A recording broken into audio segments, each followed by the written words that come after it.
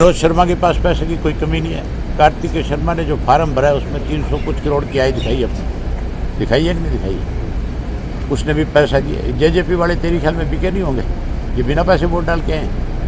मैंने आरोप लगाया था अभी ये पैसों से बिक करके वोट डाल करके आए। कोई एक भी उनमें से आकर के ये कहे कि हमने नहीं लिए पैसे, फिर मैं बताऊँगा कि कितने कितने पैसे तुम्हें मिले और किसने दिए।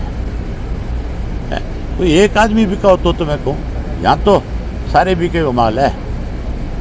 चौधरी वीरेंद्र सिंह कहते थे 100 करोड़ लगते हैं विधानसभा में। वो बेचारा झूठ थोड़ा ही कहता था। एन सही बात कही थी उसने कि राज्यसभा का मेंबर बनने के लिए 100 करोड़ खर्च करना पड़ता है।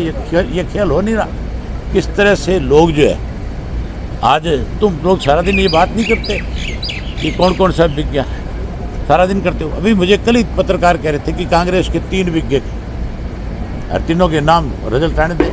अगर बिका हुआ माल होगा तो मैं पिछली बार क्या हुआ था, इस भूपेंद्र सिंह हुड्डा का खुद का अपना वोट। अभी मैंने किरण चौधरी की स्टेटमेंट पढ़ी थी, वो कह रही थी कि मैंने तो अपनी पार्टी का जो आदेश था उसकी पालना करी थी। पिछला चुनाव में भी आर के आनंद को वोट दिया था। और भूपेंद्र सिंह हुड्डा ने सरेआम ये बताया कि मैंने अपना बैलेट पेपर भी खाली छोड़ा था। उसने तो अपने जो पार्टी आला कमान की तरफ से आदेश था उसको भी नहीं माना था। तो फिर जब इतना सीनियर आदमी इस तरह के काम करेगा तो फिर दूसरे विधायक क्या करेंगे? दूसरे भी तो वही काम करेंगे। वो कल को भूपेंद्र सिंह हुड्डा किसी को ये कैसे कह सकता है कि तूने पार्टी की बात को नहीं माना?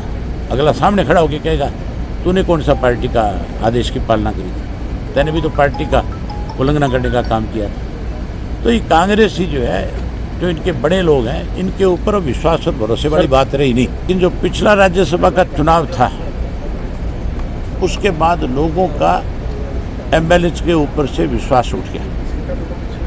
पिछले चुनाव में जिस तरह से भूपेंद्र सिंह हुड्डा एंड पार्टी ने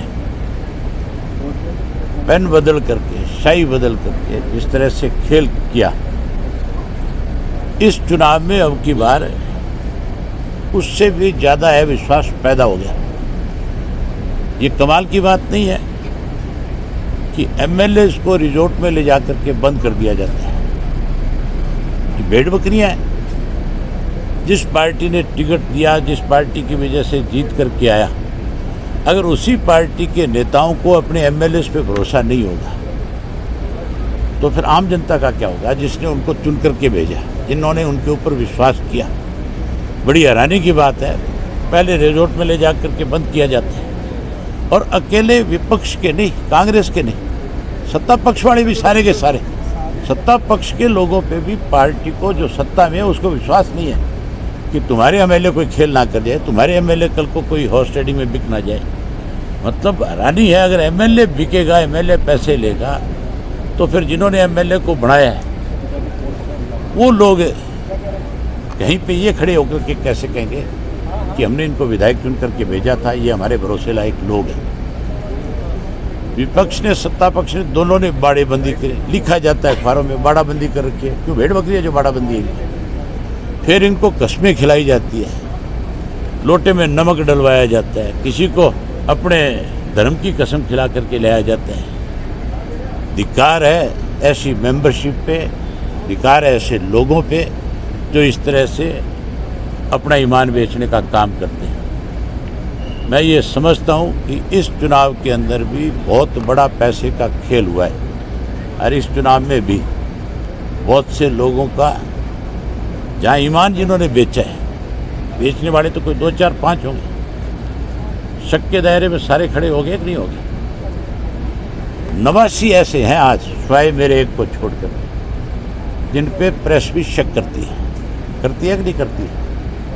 तुम भी उनके बारे में पता नहीं क्या क्या बोलते हो, क्या क्या लिखते हो, क्या क्या कहते हो अपने चैनल पे, क्या क्या चलाते हो। ऐसे लोगों को, जिनको लोगों ने चुन करके भेजा है, लोगों का विश्वास नहीं खत्म करना चाहिए। खुल करके जहाँ है, जिसके साथ है, जाओ, जा करके अपना वोट कास्ट करो।